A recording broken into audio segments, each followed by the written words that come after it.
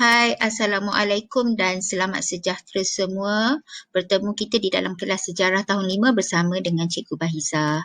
Okey, pada kali ini kita akan belajar mengenai topik institusi Raja Payung Negara. Okey, di dalam topik institusi Raja Payung Negara ini kita akan belajar mengenai dua tajuk. Yang pertama ialah perubahan pada institusi raja dan yang kedua institusi raja di dunia. Baiklah, apa yang akan kita pelajari dalam topik ini? Yang pertama, kita akan belajar mengenai perubahan pada institusi raja dan yang kedua, kita akan belajar mengenai institusi raja di dunia.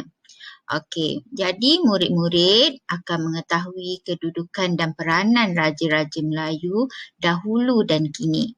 Dan yang kedua, murid mengetahui mengenai institusi raja di dunia. Baiklah, kita akan lihat dahulu tajuk perubahan pada institusi raja.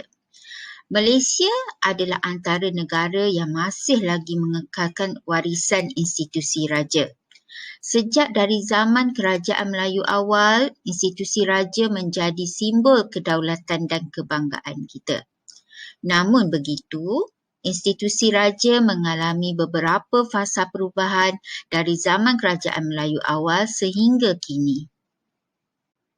Baiklah, di sini cikgu sertakan gambaran mengenai perubahan pada institusi raja mengikut zaman. Okey, baik. Kita tengok kepada gambar yang pertama. Gambar yang pertama ni adalah gambaran mengenai institusi raja pada zaman kerajaan Melayu awal. Gambar yang kedua mengenai institusi raja pada zaman penjajahan British. Gambar yang ketiga adalah gambaran institusi raja pada zaman pendudukan Jepun dan yang terakhir sekali adalah institusi raja selepas merdeka sehingga kini. Baiklah, kita akan tengok mengenai tajuk yang pertama iaitu institusi raja pada zaman kerajaan Melayu awal. Raja atau Sultan ialah ketua kerajaan negeri baginda. Yang kedua, semasa zaman kerajaan Melayu awal, Raja atau Sultan mempunyai kuasa mutlak dalam pemerintahan. Apa itu kuasa mutlak?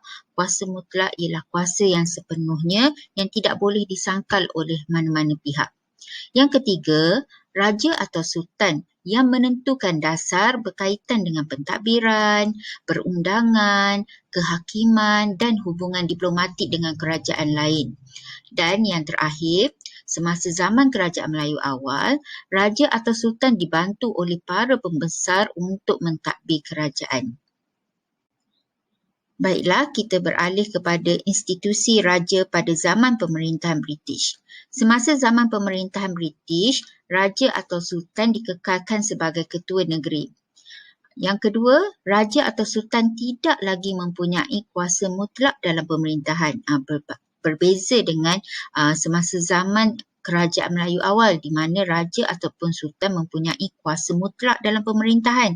Tetapi semua itu berubah semasa zaman pemerintahan British di mana Raja atau Sultan tidak lagi mempunyai kuasa mutlak dalam pemerintahan. Yang ketiga, Raja atau Sultan merupakan ketua agama Islam dan adat istiadat Melayu di negeri baginda.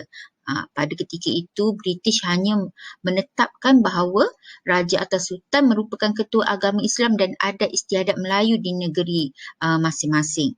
Dan yang terakhir sekali, penasihat British dilantik bagi setiap negeri untuk mengurus pentadbiran negeri, di mana Raja tidak boleh lagi memerintah menggunakan kuasa mutlak kuasa mutlak baginda, tetapi semasa zaman pemerintahan British, British telah meletakkan setiap negeri kena ada penasihat untuk membantu raja ataupun sultan untuk mengurus pentadbiran negeri.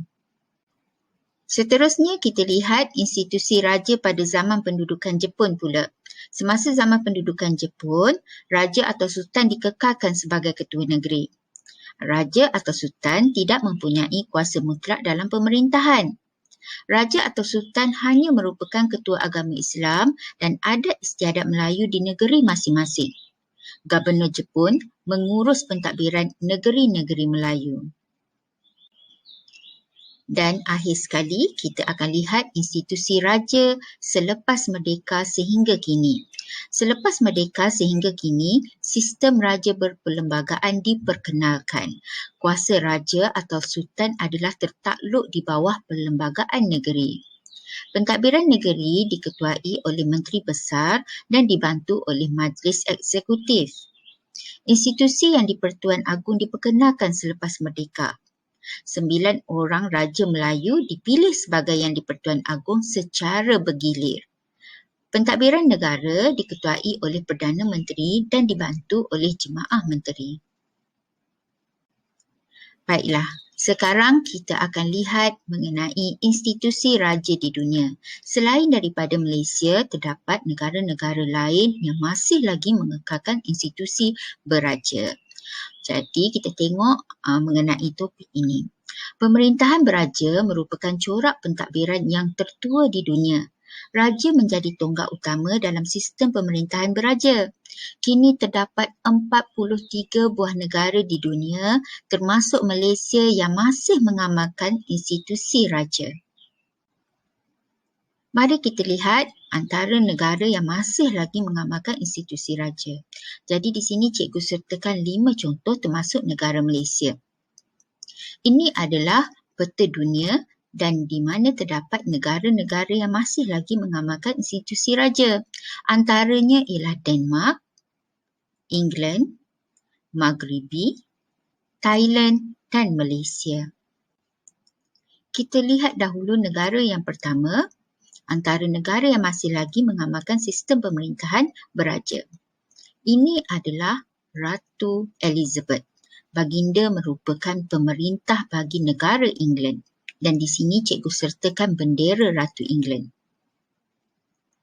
Seterusnya, negara yang masih lagi mengamalkan sistem pemerintahan beraja ialah negara Denmark. Negara Denmark diperintah oleh Ratu Margaret. Ratu Margaret merupakan seorang ratu yang telah lama memerintah negara Denmark. Ini adalah bendera Ratu Denmark. Seterusnya ialah negara Maghribi. Pemerintah bagi negara Maghribi ialah Raja Abdullah.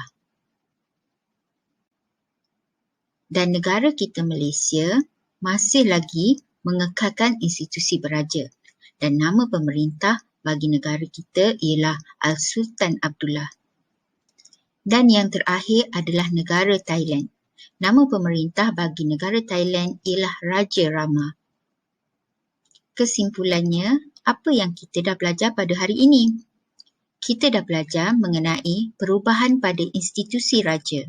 Semasa zaman kerajaan Melayu awal, raja atau sultan berkuasa mutlak.